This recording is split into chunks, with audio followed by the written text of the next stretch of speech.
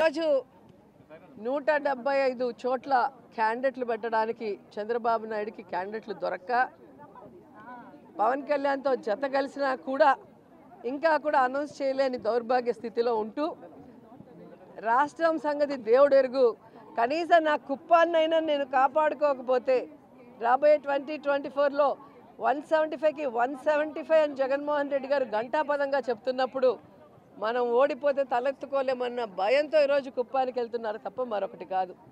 ఈరోజు కుప్పంలో దాదాపుగా 40 సంవత్సరాలు పైగా ఎమ్మెల్యేగా చేశారు, 3 సార్లు ముఖ్యమంత్రిగా చేసి కూడా ఆ కుప్పంలో ఏ కుటుంబానికి సంక్షేమం అభివృద్ధి అందించారో ఒకసారి చెప్పాలి చంద్రబాబు నాయుడు.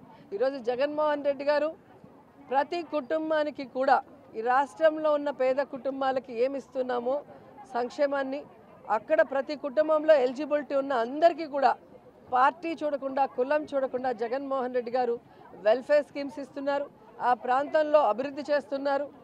ఆర్డీఓ సర్కిల్ తీసుకొచ్చారు, మున్సిపాలిటీ చేశారు, ఇప్పుడు తాగే నీళ్లు కూడా తీసుకొస్తున్నారు. ఇది చాలా ఇంపార్టెంట్ ఇష్యూ. 3 సార్లు ముఖ్యమంత్రిగా ఉన్న చంద్రబాబు నాయుడు తనకు ఓట్లేసి ముఖ్యమంత్రి అయ్యేందుకు అవకాశం ఇచ్చిన ఆ కుప్పానికి తాగే నీళ్లు కూడా ఇవ్వని ఒక దౌర్భాగ్యమైన పొలిటీషియన్. సో ఇక ఆ కుప్పంలో ఓట్లు చంద్రబాబు నాయుడుకి వెయ్యరు అనేది తెలుసుకొని ఈరోజు కాళ్ళు చేతులు పట్టుకోవడానికే వెళ్ళాడు. ఎందుకంటే మున్సిపల్ ఎలక్షన్స్లోనే మీరు చూశారు, లోకేష్ చంద్రబాబు నాయుడు గల్లీ గల్లీ తిరిగినా కూడా ఎలా ఫుట్బాల్ ఆడేశారో ఆ కుప్పం ప్రజలు మనం అందరం కూడా గమనించాం. రాబోయే 2024లో కూడా కుప్పం ప్రజలు చంద్రబాబు నాయుడిని ఫుట్బాల్ ఆడతారు. 175కి 175 జగన్మోహన్ రెడ్డి గారికి ఇవ్వబోతున్నారు. కాంగ్రెస్ పార్టీ షర్మిలాని ఏపీ ఇన్ఛార్జిగా తీసుకొచ్చే ప్రయత్నం చేస్తుంది అని చెప్పి ఏమొస్తుంది అంటే వార్తలు వస్తున్న నేపథ్యంలో షర్మిల ఏపీ కాంగ్రెస్ ఇన్ఛార్జిగా మీకేమైనా ఇబ్బందా? మాకైతే ఏ ఇబ్బంది లేదు. ఎందుకంటే నేను అనేక సందర్భాల్లో చెప్పాను, ఇది ప్రజాస్వామ్య దేశం, ఎవరైనా పార్టీ పెట్టుకోవచ్చు, ఎవరైనా మేనిఫెస్టో అనౌన్స్ చేసుకోవచ్చు, ఎవరైనా పాదయాత్రలు చేయొచ్చు, ఎవరైనా పబ్లిక్ మీటింగ్లు పెట్టచ్చు. కానీ వాళ్ళు చెప్పే అజెండా ప్రజలకి నమ్మశక్యంగా ఉన్నప్పుడే వాళ్ళు సపోర్ట్ చేస్తారు. కాబట్టి ఎవరో వస్తారు ఏదో చేస్తారని భయపడే క్యారెక్టర్ జగన్మోహన్ రెడ్డిది కాదు అనేది ఇప్పటికే మీకు అర్థమై ఉంటుంది. స్టార్ క్యాంపెయినింగ్ వస్తే మొత్తం కూడా విమర్శల దాడి అంతా కూడా అధికార పార్టీ మీదే ఉంటుంది. దాని ఎలా ఈరోజు ఏం కొత్త కాదండి, ఎక్కడైనా అధికార పార్టీ విమర్శలు ఎదుర్కోవటం ఈ దేశంలో మనం చూసాం. కానీ జగనన్న అపోజిషన్లో ఉన్నప్పుడు కూడా అధికార పార్టీని తిట్టకుండా జగన్ గారినే తిట్టిన దాఖలాలు మనం కళ్ళారా చూసాం. సో జగన్ గారిని చూసి కడుపు మంటతో ఎంతోమంది ఎన్నో మాట్లాడతారు. రజనీకాంత్ డైలాగ్ ఉంటుంది కదా, ఏం డైలాగ్ చెప్పాను కదా నగీర్లో, కాదు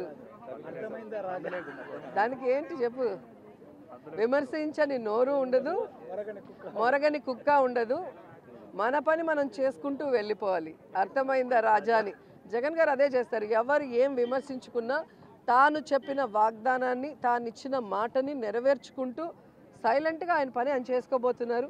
ప్రజలు గమనిస్తున్నారు కాబట్టి ఈరోజు 2019 నుంచి ఈ రోజు వరకు ఏ ఎన్నికలు వచ్చినా కూడా వార్ వన్ సైడ్ అన్నట్టుగా జగనన్నకే సపోర్టివ్గా ఉన్నారు అంటే అర్థం అదే. సో వాడెవడో తిట్టాడని మనం తిడితే ఏముంటుంది, నేను తెలంగాణలో నించుంటే అని చెప్పి అన్నిసార్లు చెప్పుంటాడు పవన్ కళ్యాణ్.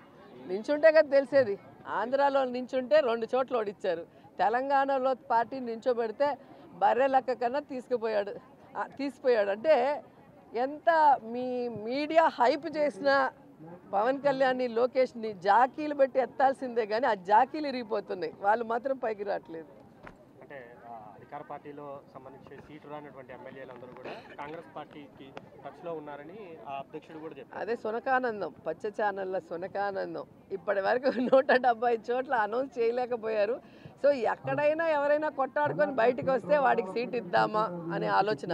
సో అలా ఎవడొచ్చినా కూడా వాడి ఓడిపోవడం తప్ప ఇంకోటి కాదు. ఎందుకంటే గతంలో కూడా మీరు చూశారు, జగనన్న అజెండాతో గెలిచిన 23 మంది డబ్బు కోసం పదవుల కోసం తెలుగుదేశం పార్టీకి వెళితే 2019 ఎన్నికల్లో ప్రజలు వాళ్ళని చిత్తుగా ఓడించారు.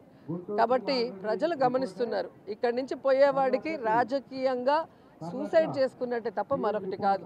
ఎప్పుడు కూడా ప్రజలకి మంచి చేసేవాడు, ఇచ్చిన మాట మీద నిలబడే నాయకుడినే ప్రజలందరూ కూడా ఆశీర్వదిస్తారు, ఇష్టపడతారు.